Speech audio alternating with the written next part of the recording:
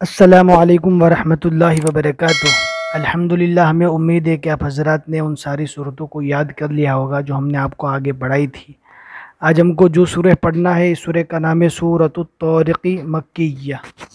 بہت ہی آسان سورہ ہے، انشاءاللہ کوئی بھی نئی بات آئے گی ہم ضرور آپ کو سکھائیں گے۔ اب ہمارے ساتھ ساتھ پڑھیے۔ اعوذ باللہ من الشیطان الرجیم، سورۃ الطارق مکیہ، بسم اللہ الرحمن الرحیم۔ دونوں رو کو پور پڑھا جاتا ہے اور ہا کو نکالتے وقت حلق پر زور دے کے نکالیں گے۔ رحمن الرحیم۔ اس سورے میں 17 آیتیں اور ایک رکوع ہے۔ والسماء والطارق، قوف کے اوپر جزم پڑھیں گے، رکنے کی حالت میں زیر جزم ہو جائے گا۔ وما ادراک ما الطارق۔ آپ یہاں پر دیکھ سکتے ہیں کہ دونوں الف اور یہ لام نہیں پڑھا جاتا، اور ہم نے اس سے پہلے قاعدہ بتا دیا تھا کہ جس حرف پر کوئی حرکت نہ ہو تو اس حرف کو نہیں پڑھا جاتا۔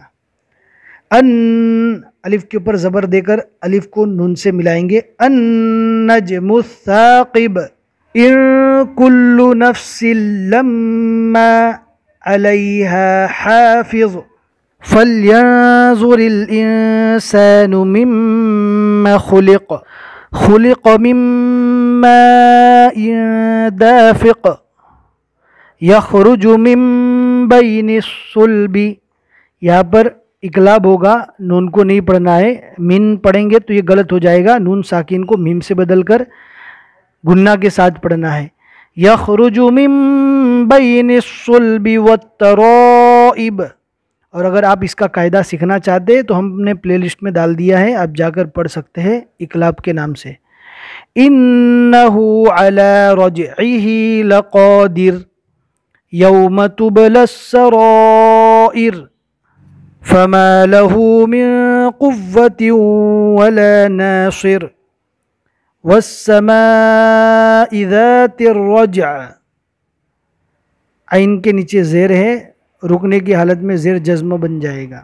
والارض ذات الصدع، انہ لقول فصل، دو پیش رکنے کی حالت میں جزم بن جائے گا۔ وما هو بالہزل، انہم یکیدون کیدا، دو زبر رکنے کی حالت میں الف مدہ بن جائے گا۔ وَأَكِيدُ كَيْدًا،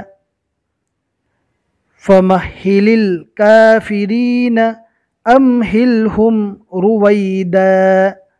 بہت ہی آسان سبق ہے، ہمیں امید ہے کہ آپ حضرات کو یہ سبق سمجھ میں آ گیا ہوگا۔ کمنٹ سیکشن میں ہمیں میسیج کر کے بتا سکتے ہیں، اور اگر آپ کو کچھ زیادہ ڈاؤٹ ہے تو آپ ٹیلی گرام جوائن کر لیجئے، اور وہاں پر ہم کو کوئی بھی سوال پوچھنا چاہے قرآن شریف سیکھنے کے متعلق آپ پوچھ سکتے ہیں۔ اپنے دوستوں میں بھی شیئر کریے تاکہ وہ بھی قرآن شریف پڑھے۔ بس آج کے لیے اتنا ہی سبق۔ السلام علیکم ورحمۃ اللہ وبرکاتہ۔